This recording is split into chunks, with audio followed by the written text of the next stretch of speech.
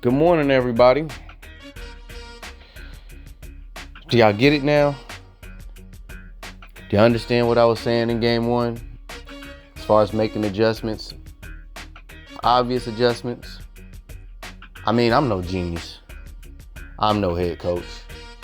I only have about a middle schooler's experience of professional basketball and a little bit of AAU experience. But I do have experience on assessing basketball. And I would call it common sense. Let's recap what I said in game one. I said that my reaction to it is that you need to come in with size and start Hachimura. So game two, Hachimura started. Now what the Lakers weren't prepared for was that the Denver Nuggets was going to make adjustments too.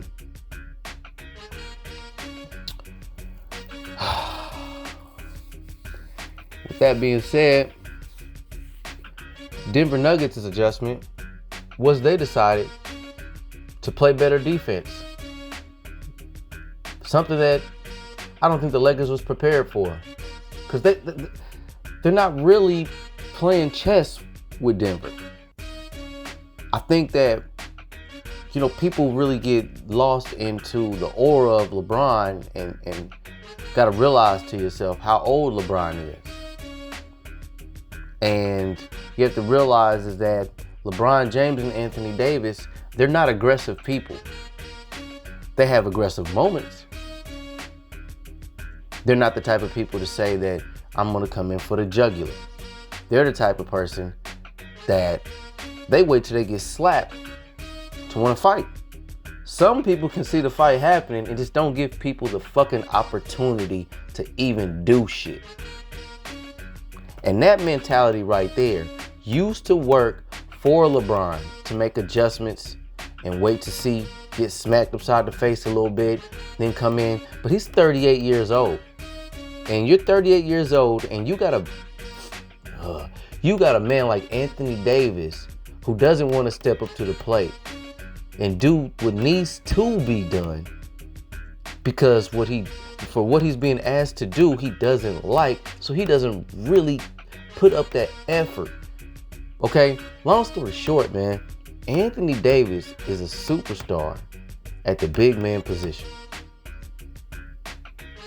I understand it's hard, he doesn't want to get hurt, but he's gonna have to hold that responsibility of guarding Joker through screens and all. That's the assignment that I got for Anthony Davis. Now we got enough size to help you out in the paint. Darvin Ham, I'm going to need you to give Vanderbilt some time. And maybe in the second half, I need to see some good minutes of Vanderbilt, Hachimura, LeBron James, Anthony Davis, and whatever guard that we have that's shooting well to be in the lineup. We made an adjustment for game two for size, and we lost a lot on offense. Hachimura came in with offense, but D'Lo and Austin Reeves are struggling right now. And I'm going to have to give credit to the Denver Nuggets. The Denver Nuggets and Mike Malone and them, I've been at a bit of a torn situation, being pulled in every direction because I've always been worried about, I knew the talent was there, but I didn't know if Mike Malone would know how to handle that much talent. Because often at times when coaches have good teams, the biggest problem is utilizing your pieces and allow them to excel in the traits that they're best at. While at the same time, like, it could be difficult because you're still catering towards your superstar. At that same time, Mike Malone has found a way to do that.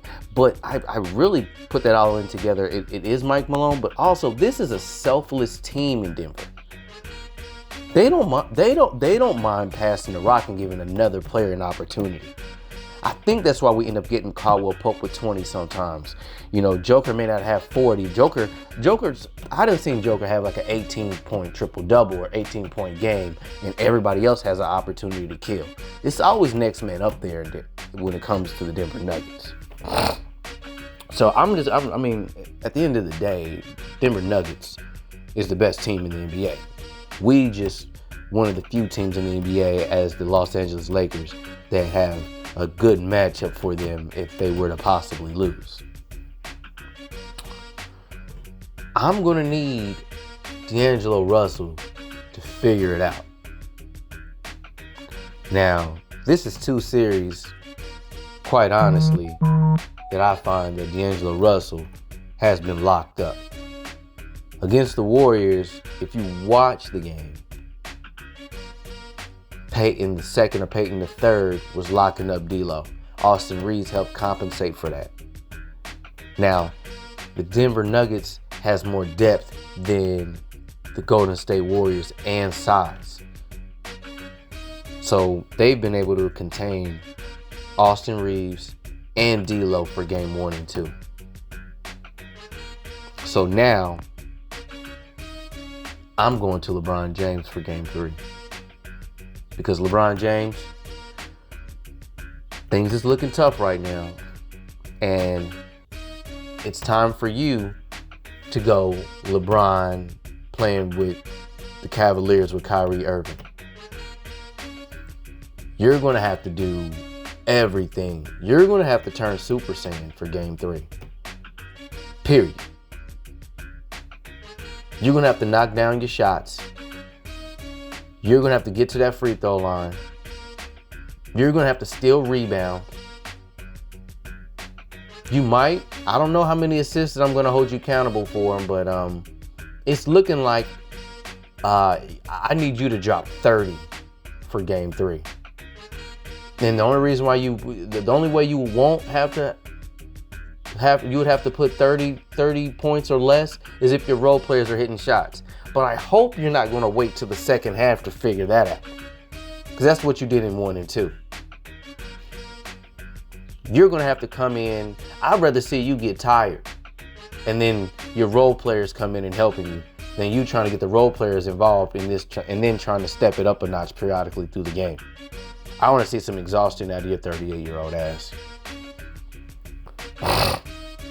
Anthony Davis, I mean, you know, I don't really have much else to ask of you going into this. You've pretty much been doing what you've been doing. You've actually stepped your stuff up from playing good each game. You're not dropping off in between. I mean, it's only been 2 games.